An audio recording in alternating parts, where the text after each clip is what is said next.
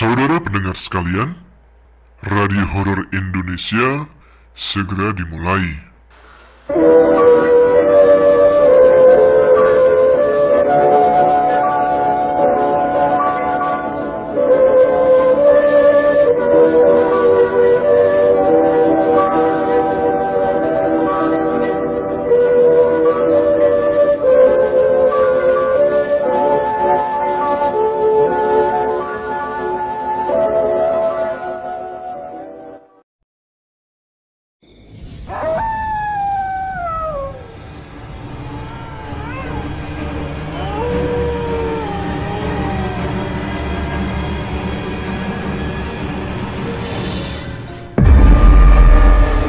Assalamualaikum warahmatullahi wabarakatuh. Jumpa lagi dengan saya Tama dalam Ada Apa Gerangan Season 2. Bagaimana kabar kalian?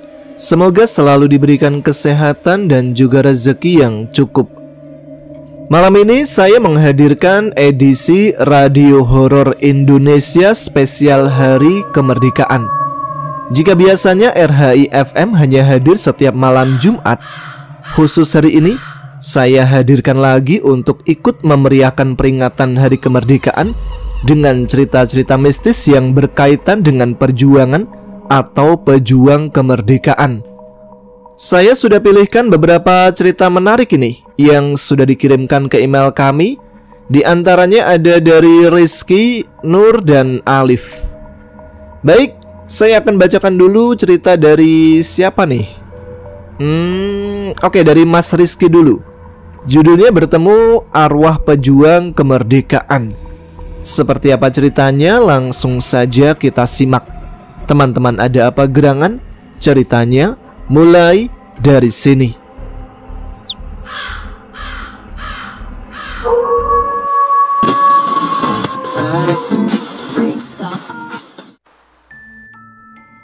Halo Mas Tama dan teman-teman Ada Apa Gerangan, perkenalkan saya Rizky. Cewek ya, bukan cowok. Saya ingin berbagi pengalaman nyata yang pernah saya alami sendiri. Mungkin terdengar aneh, tapi sejak kecil saya memang punya kemampuan yang kata orang disebut indigo. Saya bisa melihat hal-hal yang tidak bisa dilihat oleh orang lain. Tentu saja ini bukan kelebihan yang selalu menyenangkan, karena seringkali saya justru diganggu atau ditakut-takuti oleh makhluk dari dunia lain di saat yang tidak tepat. Namun pengalaman kali ini berbeda. Pengalaman yang menurut saya bukan sekedar menyeramkan, melainkan juga syarat makna. Dan karena sekarang suasana masih dalam nuansa Hari Kemerdekaan, saya memberanikan diri untuk menceritakan kisah ini. Jadi waktu itu saya sedang merasa sangat sedih. Saya nggak perlu menceritakan karena apa ya. Pokoknya banyak masalah menumpuk di kepala saya. Malam menjelang dan saya memilih untuk menenangkan diri di tempat yang tidak biasanya, yaitu sebuah komplek makam pahlawan. Makam itu memang sunyi. Jalan menuju ke sana dipenuhi pepohonan besar. Saya lalu duduk di sebuah bangku semen tua, menatap ke arah deretan batu nisan yang berjajar rapi. Saat itulah sesuatu yang aneh terjadi. Dari kejauhan, di tengah kabut tipis yang turun, saya melihat sosok seorang pria. Tubuhnya tegak, wajahnya tegas meski penuh luka dan kotoran. Tapi yang paling mencolok adalah apa yang ia bawa, yaitu sehelai bendera merah putih, tapi lusuh dan penuh bercak darah. Saya bergidik. Hati saya berdebar kencang karena saya tahu dia bukan manusia. Awalnya saya ingin lari, tapi ada sesuatu pada tatapannya yang membuat saya tetap terpaku. Tatapan itu tidak menakutkan, melainkan teduh, seperti seorang ayah yang ingin menitipkan pesan pada anaknya. Dan tanpa saya sadari, suara lirih terdengar langsung di telinga saya, padahal bibirnya tak bergerak. Dia berkata begini, "Aku ingin kau mendengarkan kisahku." Seolah terhipnotis, pandangan saya langsung kabur. Tiba-tiba suasana sekitar makam menghilang, berganti dengan pemandangan sebuah desa di masa lalu. Saya seperti ditarik ke dalam kisah yang diceritakan arwah prajurit itu. Sebuah desa yang sederhana, rumah-rumahnya dari kayu, lampu minyak menerangi gelap malam. Namun suasana malam itu tidak tenang. Dari kejauhan terdengar teriakan orang-orang, langkah kaki berlarian, dan suara perempuan menangis. Seorang pria muda yang kemudian saya ketahui adalah sosok prajurit itu duduk bersama istrinya di dalam rumah. Mereka sebenarnya baru saja selesai makan malam seadanya, yaitu dengan nasi jagung dan sayur singkong rebus. Tapi kegaduhan dari luar membuat mereka gelisah. Sang istri menggenggam tangan suaminya dengan wajah pucat. "Mas, ada apa di luar? Kok ramai sekali?" Belum sempat ia menjawab, pintu rumah mereka diketuk keras-keras. Seorang tetangga masuk, wajahnya cemas. Ia adalah pejabat desa, orang yang biasanya mengurus pengumuman dari pihak pemerintah lokal. Nafasnya terengah, ia bicara terburu-buru. "Belanda, Mas. Belanda sudah masuk perbatasan. Malam ini juga kita harus bersiap. Semua laki-laki diwajibkan ikut bertahan." Sang prajurit menelan ludah. Ia sudah mendengar kabar tentang tentara Belanda yang masih ingin merebut kembali tanah Indonesia meski proklamasi sudah dikumandangkan. Tahun-tahun setelah kemerdekaan memang tidak pernah benar-benar damai. Belanda belum mengakui kedaulatan dan agresi militer terus saja terjadi. Desa-desa seperti milik mereka sering jadi korban. Sang istri pun menangis. "Mas, jangan pergi, aku takut." Prajurit itu menarik nafas panjang. Ia memandang wajah istrinya, lalu mengelus kepala anaknya yang masih balita. Dia sedang tertidur pulas. Air mata pun menetes dari sudut matanya. "Dek, kalau aku nggak kembali, tolong jaga anak kita. Ceritakan bahwa bapaknya adalah salah satu pahlawan negeri ini." Sang istri menutup mulutnya menahan tangis. "Mas, jangan ngomong begitu, aku mohon." Namun pria itu hanya tersenyum getir. Ia tahu keputusan sudah bulat. Negara membutuhkan setiap jiwa untuk bertahan. Tidak lama kemudian, suara klakson truk terdengar dari luar. Para pria desa sudah dikumpulkan, siap diberangkatkan. Dengan langkah berat, prajurit itu keluar rumah. Sang istri mengikuti sampai ke halaman, menangis sambil memeluknya erat-erat untuk terakhir kali. Di luar, puluhan pria desa naik ke atas truk kayu terbuka. Beberapa membawa senjata seadanya, sebagian malah hanya modal semangat. Udara malam dipenuhi teriakan, tangisan, doa, dan salam perpisahan. Prajurit itu naik ke atas truk, berdiri di antara teman-temannya. Dari kejauhan, ia masih bisa melihat istrinya menggendong anak mereka, melambaikan tangan sambil menangis terseduh. Truk berjalan meninggalkan desa kecil itu menuju sebuah pos pertahanan. Deru mesin tua bercampur dengan nyanyian lirih para pemuda yang mencoba menahan rasa takut. Di langit malam, bintang bertaburan, seolah menjadi saksi keberangkatan mereka. Truk yang membawa para pria desa itu pun berhenti di sebuah lapangan luas yang gelap, diterangi hanya oleh obor. Di sana, puluhan pemuda dari desa-desa lain telah berkumpul. Beberapa memakai ikat kepala merah putih, sebagian masih dengan pakaian seadanya, sarung dililit di pinggang, baju kumal dan sandal jepit. Namun, di mata mereka terpancar semangat yang sama, yaitu semangat mempertahankan tanah air. Prajurit itu melompat turun dari truk, jantungnya berdentum keras. Ia bukan seorang tentara yang terlatih, ia hanya petani biasa. Tapi malam itu, ia harus angkat senjata demi negara. Seorang lelaki parubaya berdiri di atas mimbar darurat dari tumpukan peti kayu. Dialah komandan lokal, seorang bekas tentara peta yang kini memimpin laskar rakyat. Ia menatap semua orang dengan sorot mata tajam, lalu bersuara lantang membakar semangat para prajurit. Sorak semangat menggema dari barisan pemuda. Sebagian mengangkat bambu runcing, sebagian mengepalkan tangan ke udara. Prajurit itu merasa bulu kuduknya berdiri. Ia memandang ke arah bendera merah putih yang berkibar lusuh di tiang bambu di tengah lapangan. Dalam hatinya, ia berjanji tidak akan membiarkan bendera itu jatuh ke tangan musuh. Setelah pengarahan, para pemuda dibagi menjadi kelompok-kelompok kecil. Prajurit itu bergabung bersama yang lainnya, dipimpin oleh seorang pemuda berusia tak lebih dari 25 tahun. Mereka jalan kaki menembus jalan setapak yang gelap, hanya diterangi cahaya bulan. Suara jangkrik dan burung malam terdengar nyaring, tapi hati mereka dipenuhi kecemasan. Setiap langkah terasa seperti menuju jurang kematian. Sesampainya di tepi hutan, mereka diperintahkan untuk bertahan. Posisi itu penting, yaitu jalan masuk menuju desa, sekaligus jalur yang diperkirakan akan dilewati Belanda. Prajurit itu duduk di balik batang pohon besar. Nafasnya memburu. Di tangannya, ia masih menggenggam erat bendera merah putih yang tadi diserahkan kepadanya oleh komandan. Tidak butuh waktu lama, suara letusan senapan terdengar dari arah lain. Teriakan memecah keheningan malam.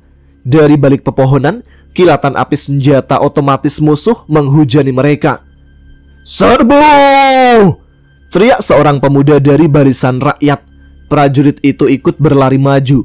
Bambu runcing di tangan kawan-kawannya terangkat tinggi, sementara sebagian berusaha menembakkan senapan peninggalan Jepang yang pelurunya terbatas. Ledakan granat mengguncang tanah. Beberapa tubuh terlempar. Darah berceceran di rerumputan.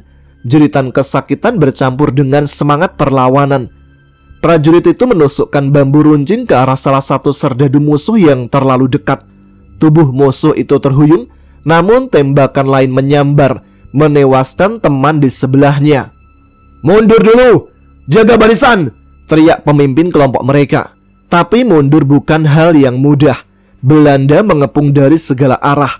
Ia berlari bersama seorang temannya menembus gelapnya hutan. Nafas mereka tersengal, kaki mereka terantuk akar pohon. Tubuh penuh luka dan darah. Suara tembakan terus terdengar dari belakang. Api mulai melahap beberapa gubuk di pinggir hutan. Akhirnya mereka menemukan sebuah parit sempit yang tertutup semak belukar. Mereka terjun ke dalamnya, berusaha menahan suara nafas. Malam terasa panjang, dingin dan penuh rasa takut. Temannya berbisik lirih, suaranya bergetar. "Kalau kita mati malam ini, apa menurutmu semua ini sia-sia?" Prajurit itu menatap bendera di tangannya, penuh bercak darah kawan-kawannya yang gugur. Ia menggeleng pelan. "Tidak, selama merah putih ini masih berkibar." Tiba-tiba suara lain datang, yaitu suara rentetan tembakan. Aku bisa melihat tubuh-tubuh itu tertembus peluru. Ada yang jatuh seketika dengan darah muncrat dari dadanya. Ada yang masih berusaha bangkit meski kakinya tertembus timah panas. Jeritan mereka menggema meski samar, seperti suara dari dunia lain. Aku terdiam, mataku panas, ingin menangis tapi tak bisa. Sebagian dari mereka tidak pernah keluar lagi dari hutan itu. Dan pria yang membawa bendera di tangannya itu tertembak tepat di kepalanya. Ia pun roboh seketika, tapi tetap menggenggam erat bendera merah putih di tangannya yang berusaha keras direbut oleh para tentara Belanda. Namun sampai akhir hayatnya pun bendera itu tak pernah dilepaskannya untuk diberikan kepada tentara Belanda. Penglihatan itu selesai. Nampak sosok pria dengan tubuh rusak membawa bendera merah putih di depanku. "Kami belum selesai berjuang." Itu kalimat yang terngiang di kepalaku. Dia meninggalkan keluarga kecilnya untuk berjuang demi bangsa ini bisa merdeka. Anaknya bisa merasakan hidup lebih baik, cucunya bisa hidup berkecukupan di masa depan. Itulah harapannya. Tapi satu hal yang membuatku miris, pengorbanan pejuang tanpa nama yang terkenang itu tidak berarti apa-apa. Bangsa ini digerogoti oleh bangsanya sendiri. Orang-orang serakah yang memperkaya diri sendiri dengan menghancurkan saudara sebangsanya. Bangsat memang, koruptor, mafia, mereka pengkhianat, mengkhianati pengorbanan nyawa para pejuang di masa lalu. Kalian semua tidak pantas lahir di tanah Indonesia ini. Pengorbanan para pahlawan tidak pantas untuk kalian yang sudah menggerogoti negara ini dari dalam. Nafasku tersengal-sengal ingin menangis melihat sosok itu yang masih berdiri di depanku. Dia mengangkat bendera itu lalu berkata dengan suara serak, "Perjuanganmu lebih berat." Setelah itu sosoknya hilang begitu saja. Tapi aku bisa merasakan sesuatu yang dia titipkan, seperti semangat atau malah mungkin beban. Aku sadar arwah-arwah itu tidak gentayangan untuk menakut-nakuti. Mereka hanya ingin dikenang, mereka ingin perjuangan mereka tidak sia-sia. Dan aku yang kebetulan bisa melihat mereka hanya jadi saksi. Saksi bahwa di balik kemerdekaan yang kita rayakan setiap tahun, ada darah, ada air mata, ada pengorbanan yang bahkan sampai hari ini masih terasa. Jadi kalau ada yang tanya, apakah benar aku melihat arwah pejuang? Aku jawab, ya nggak tahu. Tapi pesan yang disampaikan itu jelas. Indonesia dibangun di atas darah dan jiwa-jiwa para pahlawan. Pejuang yang berharap anak dan cucunya hidup lebih baik di negara yang merdeka ini. Bukan digerogoti oleh para biadab yang tidak bertanggung jawab, serakah dan memakan darah rakyatnya sendiri. Dan aku bersyukur bisa bertemu dengan mereka, meski dengan cara yang mencekam seperti itu. Itulah kisahku, Rizky. Wassalamualaikum warahmatullahi wabarakatuh.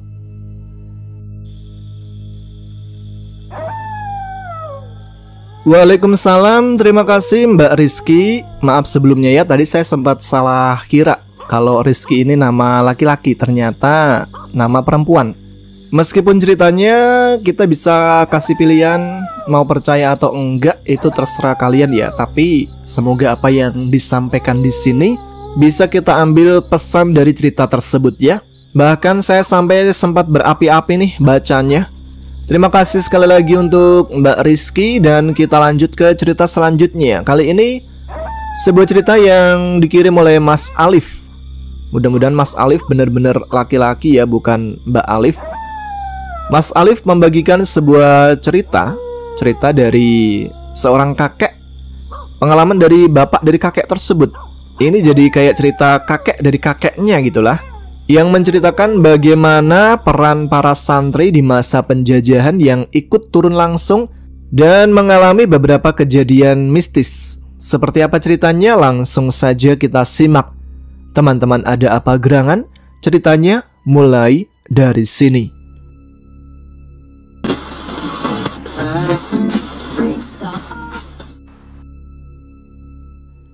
Halo, namaku Alif. Lahir dan besar di sebuah desa kecil di daerah Jombang, Jawa Timur. Sejak kecil, aku tumbuh dengan cerita-cerita yang kadang membuat bulu kuduk berdiri.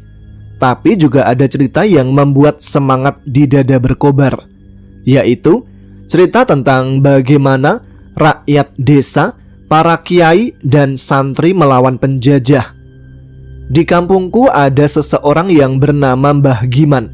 Orangnya sudah sepuh. Hari-harinya dihabiskan di musola.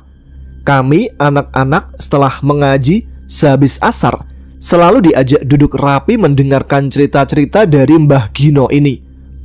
Ada cerita tentang sejarah desa, cerita tentang danyang desa, wewe gombel, gundul pringis, terus kadang cerita tentang susahnya hidup pada zaman dulu. Tapi yang ingin aku ceritakan sekarang adalah cerita Mbah Giman tentang bapaknya. Namanya Mbah Sunar. Mbah Sunar itu dulunya pernah ikut melawan penjajah waktu masih jadi santri di sebuah pondok pesantren. Jadi ceritanya sore itu aku memberanikan diri bertanya kepada Mbah Giman, "Mbah, apa benar dulu santri-santri itu bisa kebal peluru?" Aku bertanya karena penasaran. Mbah Giman menatapku lekat-lekat lalu tersenyum tipis. "Le, tak ceritani. Ini bukan dongeng. Ini cerita dari bapakku sendiri, Mbah Sunar, waktu dia dulu nyantri." Lalu dimulailah kisah panjang tentang Mbah Sunar, bapak dari Mbah Giman. Sunar muda hanyalah seorang santri biasa di sebuah pesantren kecil di pinggiran kota. Sehari-hari ia mengaji kitab kuning, belajar ilmu agama, sekaligus membantu di sawah atau ladang. Namun hidup di zaman itu tak pernah tenang. Bukan hanya Belanda berkulit putih yang jadi musuh, melainkan juga tentara pribumi bayaran Belanda. Orang Jawa sendiri berseragam necis, bersenjata, tapi berhati bengis. Mereka lebih kejam daripada Belanda. Kalau Belanda hanya memerintah, merekalah yang jadi tangan tukang pukul. Menurut Mbah Giman, tentara Belanda asli itu tidak turun langsung, tapi kebanyakan yang turun langsung di lapangan adalah tentara bayaran dari orang-orang pribumi sendiri. Mereka masuk desa, merampas padi, memukul rakyat, bahkan tidak segan membakar lumbung. Rakyat sendiri sering berkata pahit bahwa perilaku orang pribumi yang jadi centeng Belanda lebih kejam daripada penjajah. Jadi, kalau kalian merasa ditindas oleh bangsa sendiri, jangan heran, karena hal itu sudah terjadi dari dulu zaman Belanda. Ya udah lanjut. Sunar yang kala itu masih remaja tidak tahan melihat penderitaan rakyat. Tapi apa yang bisa ia lakukan? Ia hanya santri dan tidak punya senjata. Hingga suatu malam, sang kiai memanggil semua santri. Wajah kiai itu teduh, tapi sorot matanya menyimpan api yang tak biasa. Cah, kita tak bisa diam lagi. Pesantren ini bukan hanya tempat belajar kitab, tapi juga benteng melawan penjajah. Senjata kita sederhana, tapi doa dan zikir lebih tajam dari peluru. Aku akan bekali kalian sebuah wirid khusus. Bacalah dengan ikhlas, jangan pernah tinggalkan. Sunar memandang wajah gurunya, setengah tak percaya. Apa mungkin, Mbah, wirid bisa melawan peluru? Pikirnya.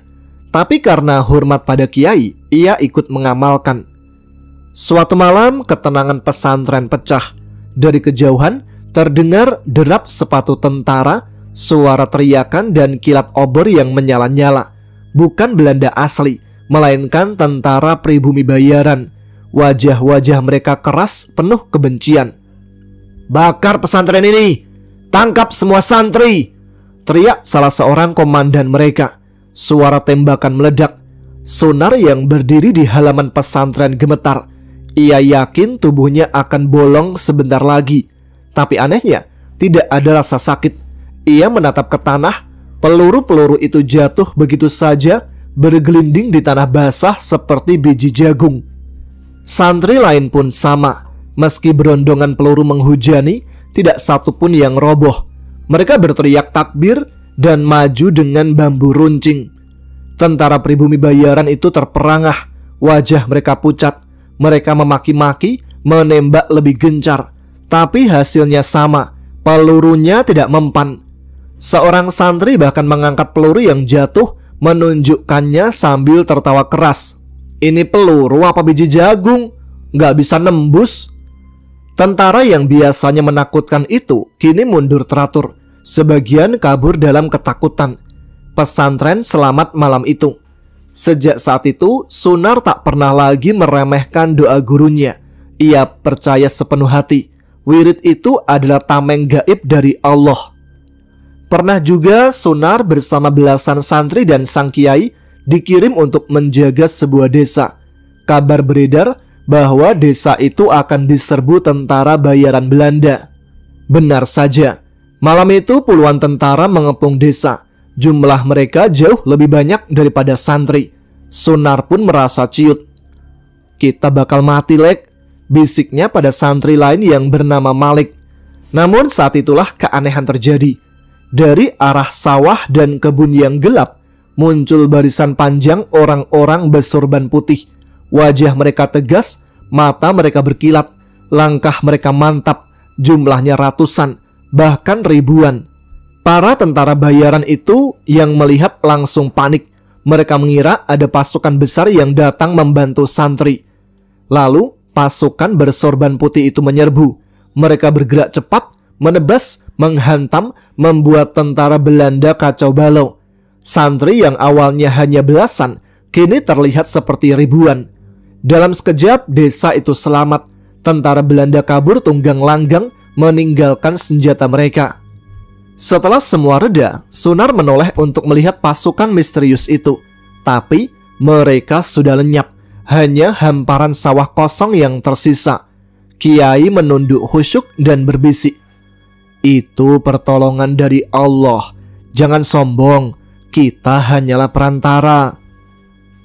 Dan tragedi paling membekas bagi Sunar terjadi beberapa tahun kemudian. Kiai mereka akhirnya ditangkap oleh tentara bayaran Belanda. Tuduhannya menghasut rakyat melawan pemerintah kolonial. Di depan rakyat dan santrinya, sang kiai diikat, ditodong senapan, lalu ditembak.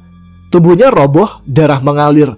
Jasadnya pun segera dikuburkan tidak jauh dari pesantren. Santri menangis meraung. Sunar pun merasa dunianya runtuh. Namun malamnya, sesuatu yang tak masuk akal terjadi. Di surau, saat santri berkumpul dalam duka, pintu kayu berdiri terbuka. Masuklah sosok sang kiai dengan jubah putihnya. Wajah teduhnya persis seperti sebelum ia dieksekusi. Tanpa berkata apa-apa, ia duduk membuka kitab lalu mengajar ngaji seperti biasa. Santri pun terdiam dengan tubuh gemetar. Ada yang ingin lari, tapi kaki mereka terkunci. Sunar sendiri hampir tak percaya dengan matanya. Malam itu mereka kembali belajar seperti tak ada kematian yang terjadi. Esok paginya sang kiai tetap ada, seolah kemarin tak pernah terjadi apa-apa. Ia hidup, berjalan, bicara dan mengajar seperti biasa. Sejak itu kiai kembali memimpin pesantren, hidup panjang hingga usia tua, sampai wafat dengan tenang bertahun-tahun kemudian. Kalau kata Mbah Giman, kiai kampung itu dulu sakti-sakti karena hatinya tulus kalau mengabdi ke masyarakat. Ya, yang ngajarin alif ba ta dan al-fatihah kan ya kiai kampung, bukan kiai di TV-TV itu. Jadi setinggi apapun kamu sekarang, ingat jasa kiaimu. Kirimkan al-fatihah minimal seminggu sekali pas malam Jumat. Begitu pesan Mbah Giman. Itulah kisah yang pernah Mbah Giman ceritakan kepadaku. Kisah bapaknya, Mbah Sunar, yang menyaksikan sendiri bagaimana doa membuat santri kebal peluru, bagaimana pasukan gaib turun membantu, dan bagaimana seorang kiai hidup kembali setelah dieksekusi. Oke, gitu aja cerita dariku. Semoga bisa menghibur teman-teman ada apa gerangan dan memeriahkan momen hari kemerdekaan ini. Yang sebenarnya sih nggak merdeka-merdeka amat ya. Lawang masih dijajah bangsa sendiri. Rakyat-rakyat kecil yang bolak-balik dikadalin dan jadi korban. Beras dioplos menir, minyak goreng juga dioplos curah. Kok ia tega gitu sama saudara sebangsa? Ditambah orang-orang di atas itu loh, apa yang nggak punya solusi ekonomi lain selain membebani rakyat dengan berbagai pajak? Indonesia kan ya kaya raya alamnya. Adalah cari cuan dari situ, nggak melulu rakyatnya terus yang diperes dengan pajak. Malah curhat ini. Pokoknya terima kasih Mas Tama sudah mau baca ceritaku. Tapi curhatku nggak dibacakan juga nggak apa-apa kalau dianggap bahaya. Tapi itu unek-unekku dan kemungkinan unek-unek teman-teman di sini semua. Wassalamualaikum warahmatullahi wabarakatuh.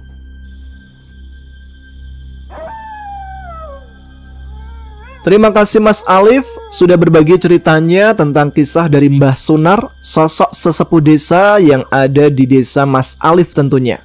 Dan tenang aja, pokoknya di sini unek-uneknya saya bacakan semua. Siapa tahu ada yang mendengar dan sepakat. Salam untuk keluarga Mas Alif dan teman-teman yang ada di Jombang ya. Oke, kita lanjut ke cerita selanjutnya. Dan kali ini ada sebuah cerita kiriman dari Mas Nur yang ada di Bojonegoro. Mas Nur ini membagikan sebuah kisahnya. Kalau dilihat dari judulnya sih, ini merupakan kisah dari kakeknya yang dulu pernah mengalami kejadian mistis pada tahun 1948. Yuk langsung saja kita simak. Teman-teman ada apa gerangan, ceritanya mulai dari sini. Halo Mas Tama dan teman-teman pendengar Radio Horor Indonesia. Perkenalkan, saya Nur dari Bojonegoro. Malam ini saya ingin berbagi kisah nyata yang diceritakan langsung oleh kakek saya, namanya Mbah Sabar. Kejadian ini terjadi di masa lalu sekitar tahun 1948 ketika situasi negara kita masih kacau karena konflik politik. Kisah ini bukan hanya tentang kelamnya sejarah, tapi juga tentang pertemuan dengan hal-hal gaib yang sampai sekarang masih membuat bulu kuduk merinding setiap kali saya mengingatnya kembali. Waktu itu, Mbah Sabar bersama puluhan pria desa ditangkap di daerah Cepu. Mereka dianggap menentang PKI karena tidak mau ikut dalam kelompok tersebut. Mereka diikat, sebagian dengan tali, sebagian dengan bambu yang dipelintir kuat, lalu dilempar ke atas truk terbuka. Beberapa pria menunduk, ada yang diam-diam menangis, ada pula yang berdoa dalam hati. Di tengah kerumunan, Mbah Sabar hanya bisa menatap ke langit, berusaha tenang. Ia tahu sesuatu yang buruk sedang menunggu. Singkat cerita, setelah melalui perjalanan panjang, mereka pun sampai di sebuah tempat yang akhirnya Mbah Sabar tahu mereka kini ada di daerah Madiun. Sesampainya di Madiun, mereka diturunkan dan digiring masuk ke sebuah rumah besar. Dan rupanya di sana sudah ada banyak orang. Rumah itu dindingnya lusuh, catnya terkelupas, jendelanya ditutup rapat dengan papan, pintu pun digembok dari luar. Di dalam udaranya pengap, bau apek bercampur debu dan kegelapan yang merayap. Cahaya hanya masuk dari celah genteng yang terbuka. Orang-orang di sana mulai panik. Ada yang menendang pintu, ada yang berteriak minta dilepaskan, tapi semua sia-sia. Hanya gema suara sendiri yang terdengar. Seorang lelaki parubaya pun berbisik dengan suara yang bergetar. Kalau memang bakal mati di sini, ya gimana lagi? Udah pasrah. Suasana mendadak hening. Semua sadar mungkin inilah akhir hidup mereka. Mbah Sabar duduk di sudut ruangan, bersandar pada dinding kayu, matanya terpejam, mencoba menenangkan diri. Tapi tiba-tiba ia mendengar sebuah suara, bisikan pelan tapi jelas tepat di telinganya. Tengah malam nanti kalian semua akan dihabisi. Mbah Sabar terperanjat. Ia menoleh ke kanan, kosong. Menoleh ke kiri, hanya ada seorang pria yang sedang terisak, tidak ada yang bicara. Bisikan itu seperti datang dari udara, gaib hanya untuknya. Dadanya berdegup kencang. Ia yakin malam itu benar-benar akan jadi malam kematian. Mbah Sabar lalu mendekati seorang temannya namanya Lehman. Mereka cukup akrab dan dengan suara lirih dia berbisik, "Man, kamu mau ikut aku kabur atau enggak? Aku dapat bisikan nanti tengah malam kita semua bakal dihabisi." Lehman menatapnya. Wajahnya pucat diterangi cahaya bulan yang samar dari luar. "Bisikan opo tobar? Kalau kamu kabur dan ketahuan, tamat riwayatmu. Kalau aku sih lebih baik cari aman. Besok aku mau ikut PKI biar selamat." Mbah Sabar tercekat. Baginya itu sama saja menyerahkan nyawa. Dengan berat hati ia menggenggam bahu Lehman. "Kalau gitu maaf Man, aku nggak bisa. Aku harus cari selamat dengan caraku sendiri." Lehman hanya menunduk, tidak menjawab. Mbah Sabar menunggu sampai sebagian besar orang di ruangan itu tertidur, kelelahan atau larut dalam doa. Lalu ia bergerak pelan ke sudut rumah. Dia takut kalau di dalam kerumunan orang di sana, yang sebagian besar tidak ia kenal, adalah orang PKI yang sengaja disusupkan untuk memantau. Di sana ada tiang kayu penyangga. Setelah dirasa semua orang sudah tidur, ia mulai memanjatnya perlahan. Kayu tua itu berderak, suara kecil saja bisa memancing perhatian. Nafasnya ditahan setiap kali kayu berbunyi. Akhirnya ia sampai di genteng. Dengan merangkak pelan, ia mendorong salah satu genteng tua. Angin malam langsung menyapu wajahnya. Ia memanjat keluar, lalu merayap ke sisi rumah. Begitu mencapai pinggiran, ia melompat turun ke tanah, menahan sakit di kakinya. Tanpa menoleh lagi, ia kabur menembus gelapnya malam. Mbah Sabar tidak kabur lewat jalan yang ada. Dia tahu pasti akan mudah ketangkap kalau dia melalui jalan umum. Jadi dia menuju ke arah hutan. Hutan di malam itu begitu sunyi. Langkahnya menimbulkan suara gemerisik di antara daun kering. Sesekali terdengar lolongan anjing di kejauhan. Mbah Sabar terus jalan dengan cepat supaya segera keluar dari hutan. Namun tiba-tiba langkahnya terhenti. Di atas sebuah pohon besar, ia melihat sosok bayangan raksasa berdiri mengangkang di dahan. Tubuhnya hitam pekat, wajahnya tidak jelas, hanya mata yang berkilau redup seperti bara. Sesaat Mbah Sabar diam menunggu reaksi makhluk itu. Lalu tidak lama kemudian suara berat menggema dari arah makhluk itu. "Putar balik, jangan lewat sini."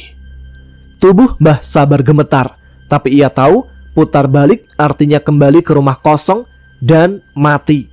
Maka ia menunduk melangkah perlahan sambil berucap lirih, "Permisi Mbah, cucumu numpang lewat, cari selamat." Sosok itu hanya diam, tidak menghalangi. Mbah Sabar terus berjalan melewati pohon di mana makhluk itu berada sambil terus membaca doa. Hingga akhirnya Mbah Sabar berhasil melewatinya.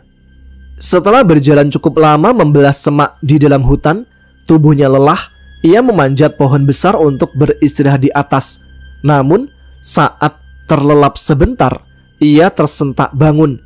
Di sampingnya sudah duduk sosok perempuan berambut panjang, kusut, matanya kosong, tubuhnya kotor, dan berpayu darah besar.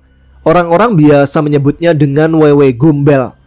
Mbah Sabar yang kaget hampir terjatuh, tapi makhluk itu hanya menatapnya sebentar, lalu memudar dan hilang. Belum habis rasa takutnya, dari bawah pohon terdengar suara tawa anak-anak. Ia mengintip dari atas pohon, ternyata di bawahnya ada puluhan anak kecil berlari-larian. Tubuh mereka hitam legam, hanya mengenakan sempak lusuh. Mereka bermain, tertawa, sesekali menoleh ke atas, seolah tahu ada orang di atas pohon. Tapi mereka tidak naik. Sampai menjelang fajar, satu persatu pun menghilang. Pagi itu dengan tubuh gemetar, Mbah Sabar melanjutkan perjalanan. Hari berikutnya setelah seharian berjalan, Mbah Sabar sampai di rumah dan langsung disambut tangisan oleh Mbah Putri. Tanpa banyak bicara, Mbah Sabar langsung mengajak istri dan anaknya saat itu yang baru satu, yaitu Bude Sri. Karena ibuku belum lahir, soalnya ibuku itu anak yang kelima. Simbah pun pindah ke Bojonegoro. Mbah Sabar merasa sangat beruntung masih bisa selamat dari eksekusi. Tapi dia tidak tahu nasib teman-temannya dan orang-orang lain yang ditahan.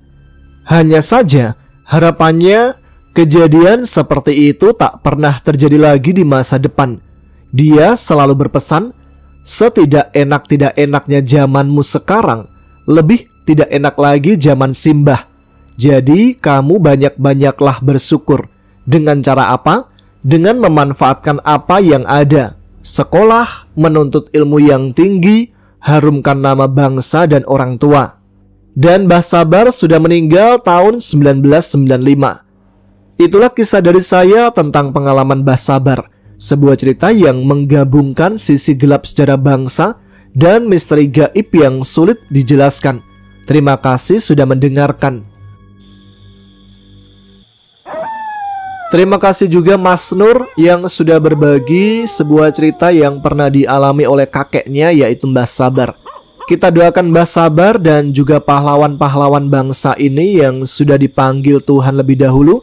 Semoga perjuangan mereka sampai titik darah penghabisan tidak sia-sia. Kalaupun tidak untuk bangsa ini, setidaknya untuk mereka sendiri, supaya ditempatkan di tempat yang terbaik di sisi Allah yang Maha Kuasa. Itu dia cerita-cerita yang bisa saya bacakan untuk malam ini. Terima kasih untuk teman-teman yang sudah mengirimkan cerita mistisnya, pengalaman-pengalamannya ke channel kami melalui email di adaapagerangan20@gmail.com. Bagi teman-teman lain yang mungkin punya pengalaman serupa, pengalaman mistis atau horor yang baik itu dialaminya sendiri ataupun teman, saudaranya, atau yang pernah terjadi di daerahnya, bisa juga dikirimkan ya ke email kami di adaapagerangan20@gmail.com. Sebelum kita akhiri, seperti biasa di mana segmen Radio Horor Indonesia pasti ada salam-salam dulu nih untuk teman-teman yang sudah menuliskan komentarnya di segmen RHI FM sebelumnya. Yang pertama, salam buat Mas Kevin Mafia yang pada episode sebelumnya sudah berhasil komentar pertama nih. Selanjutnya ada Mbak Wulandari dari Prambanan. Katanya seru nih dengerin sambil beresin pakaian yang menggunung. Sehat selalu Mas Tama dan kru Ada Apa Gerangan. Amin, terima kasih Mbak Wulandari di Prambanan. Pokoknya semangat aja ya. Berjuang, sama-sama berjuang nih. Kali ini melawan pakaian yang menggunung ya. Lalu ada Zam-Zam di Taiwan. Kemudian ada Mbak Sulis yang ada di Brebes.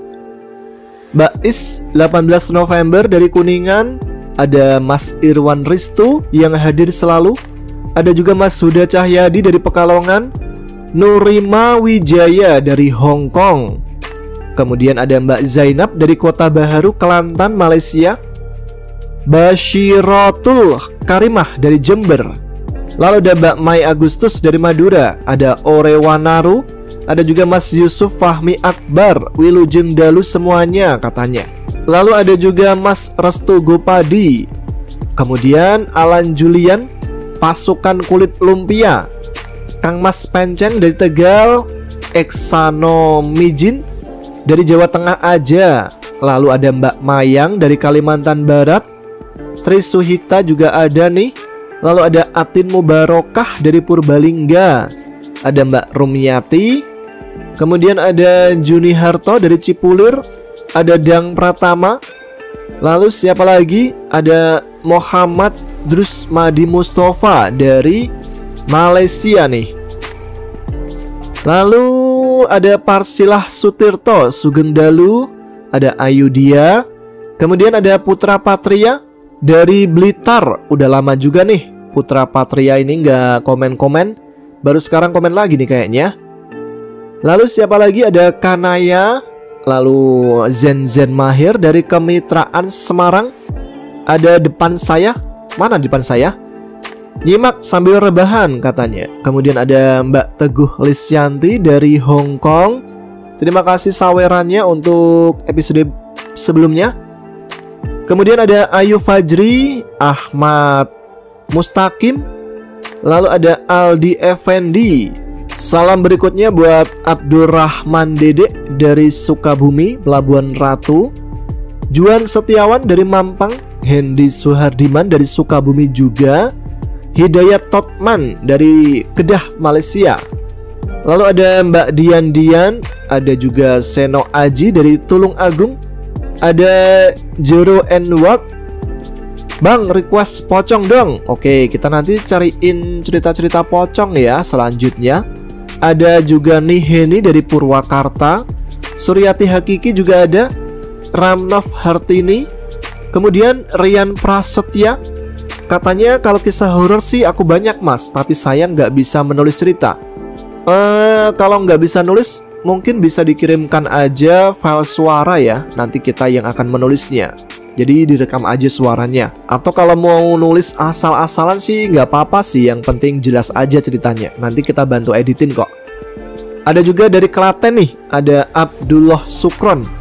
Lalu ada Didi Mardianto dari Lawang, Malang. Wah, jadi keinget muncak ke Arjuno ini kalau inget Lawang.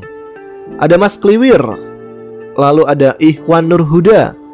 Ada Bayu Segoro Pamungkas. Agus Permadi dari Dumai, Riau.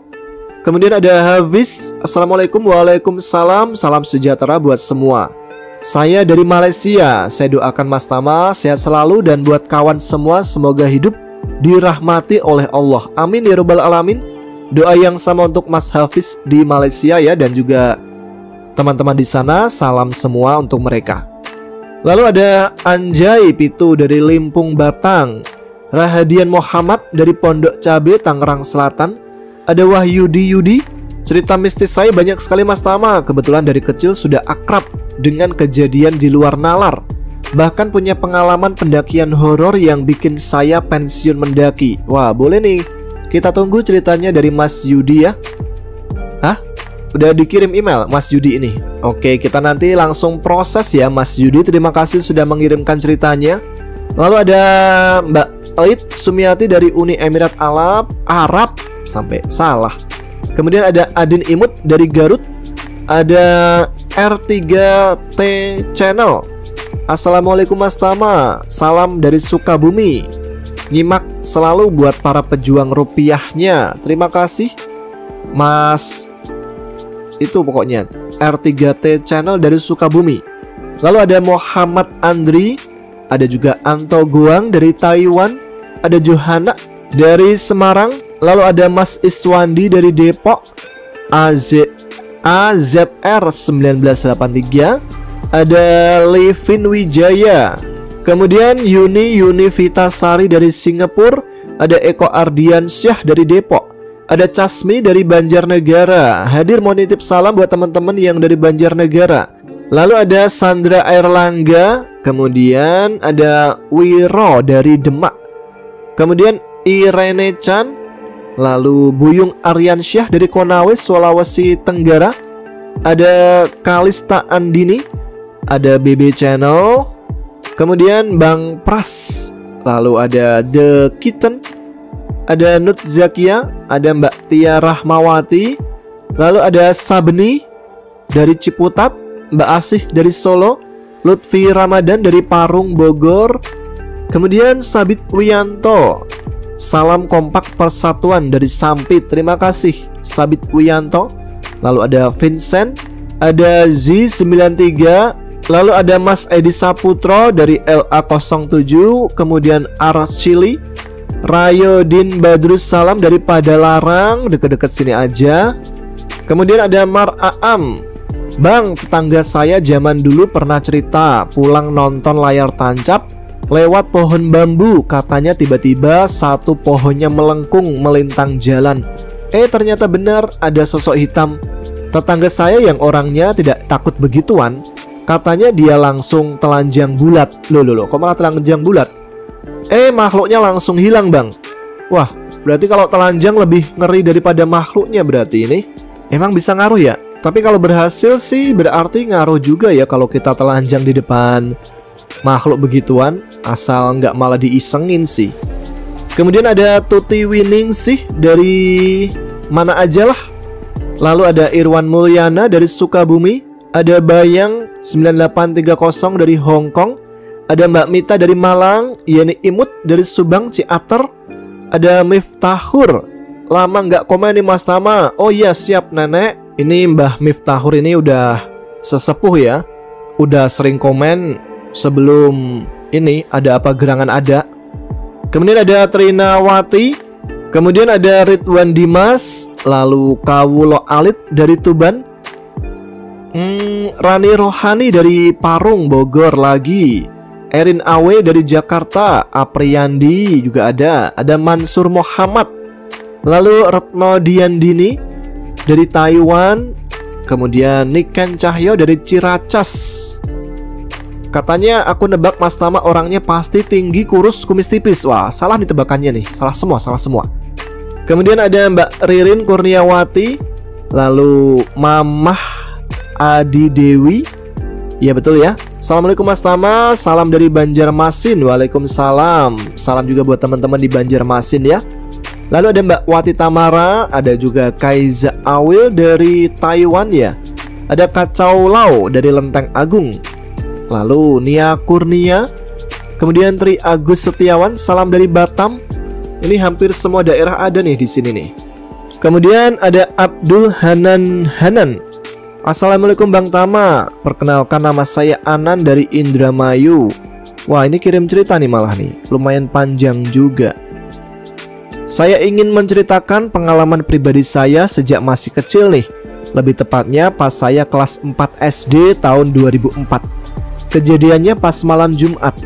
Malam itu saya pergi berangkat ke tahlilan atau marhabanan, ya semacamnya lah. Dari rumah saya berangkat bertiga, saya, bapak, sama tetangga saya. Perginya itu naik motor. Padahal jaraknya itu nggak jauh-jauh amat, cuman ke tempat uak saya, tetangga desa. Jadi kalau dari rumah saya mau ke tempatnya uak itu harus nyebrangin kali pakai jembatan kayu yang lebarnya itu cuma 1 meter lebih dikit. Setelah melewati jembatan, kalau dari arah rumah saya sebelah kiri ada banyak pohon bambu, sebelah kiri ada beberapa petak sawah, dan di depan pertigaannya ada tempat pemakaman umum. Ketika perginya sih aman-aman aja ya. Tapi setelah selesai dari acara itu kira-kira setengah 12 malam, karena saya sudah sangat mengantuk dan besok harus sekolah, Jadi saya minta pulang dong sama bapak saya. "Ayo Pak, pulang, udah ngantuk banget nih," kata saya. Bapak saya bilang, "Ya udah, pulangnya sama Mang Toyo aja ya." Mang Toyo itu tetangga saya ya, dan kita itu jalan kaki karena sepeda motornya itu dibawa bapak pulang nantinya. Singkat cerita, pas saya pulang cuma berdua jalan kaki. Sebelum kita sampai pertigaan yang ada kuburannya itu, bulu kuduk saya langsung berdiri semua dari ujung kaki sampai ujung kepala. Saya langsung tengok-tengok mencari-cari ada apa. Dan di situ Mang Toyo menyadari kepanikan saya. Dia langsung pegang erat kerah belakang baju saya, mungkin karena takut saya lari kali ya. Dan di situ Mang Toyo bilang, "Untuk jangan panik. Bebacaan yang kamu bisa," katanya, "dan kita jalan biasa aja." Di situ saya masih tengok-tengok, gak tahu nyari apa. Pas kita sampai di pertengahan jalan yang ada pohon bambunya, di situ saya melihat ada mata segede bola kasti, merah menyala di tengah-tengah rimbunya bambu. Di situ kita panik dan kita lari. Lebih tepatnya saya digendong Mang Toyo sih. Singkat cerita, kita sampai di rumah, lalu saya bertanya ke Mang Toyo yang barusan saya lihat itu apa. Kata Mang Toyo ya, "Sosok tadi itu adalah macan." Kata saya sih, "Kita kan ada di perkampungan, mana ada macan?" Terus kata Mang Toyo, "Bukan macan hewan asli, melainkan macan gaib penjaga kuburan yang kita lewati. Cuman yang saya lihat cuma bola mata merah aja sih." Sekian dari saya Bang Tama, maaf ceritanya kalau belepotan karena bingung mengawalinya dari mana. Terima kasih udah membagikan pengalamannya di kolom komentar ya. Bagi teman-teman yang juga punya cerita-cerita pendek, bisa tuliskan aja di kolom komentar ya. Oke, kita lanjut ke salam berikutnya untuk Mbak Adisti Zahra Sitkia. Lalu ada Noskiki susah ini, dari Pati Bumi Minatani yang saat ini sedang gempar ya sama bupatinya. Lalu ada Ais Canari dari Pati juga. Ada Lutfianti dari Purwokerto. Lalu ada Yeni Sri Utami. Kemudian Ayi Rahma. Lalu Puri Jaya Mandiri. Dan salam yang terakhir untuk menutup, ada Febriana Yosepa dari Bandung. Baik, terima kasih. Itu dia salam-salam yang bisa saya bacakan. Kayaknya udah semuanya nih, atau hampir semuanya udah saya baca ini ya. Makanya lama banget. Terima kasih untuk teman-teman sekali lagi yang udah menyimak dan juga yang sudah menyempatkan waktunya untuk menuliskan komentar apa aja lah supaya channel ini ramai dan kelihatan aktif ya. Baik, sampai sini aja episode RHI FM kali ini. Semoga dalam rangka kemerdekaan ini kita semua berharap semoga kedepannya kita benar-benar merdeka, baik dari itu bangsa asing maupun dari penjajahan yang dilakukan oleh bangsa sendiri. Mudah-mudahanlah kita doakan mereka itu semuanya tobat ya. Masa yo tega gitu menjajah bangsa sendiri, ya nggak sih? Kalau nggak tobat-tobat ya biar dipercepat aja lah matinya, biar nggak nyusahin orang. Ya sudah, saya Tama harus pamit. Kita jumpa lagi di episode selanjutnya. Tetap semangat, jaga kesehatan. Wassalamualaikum warahmatullahi wabarakatuh. Merdeka!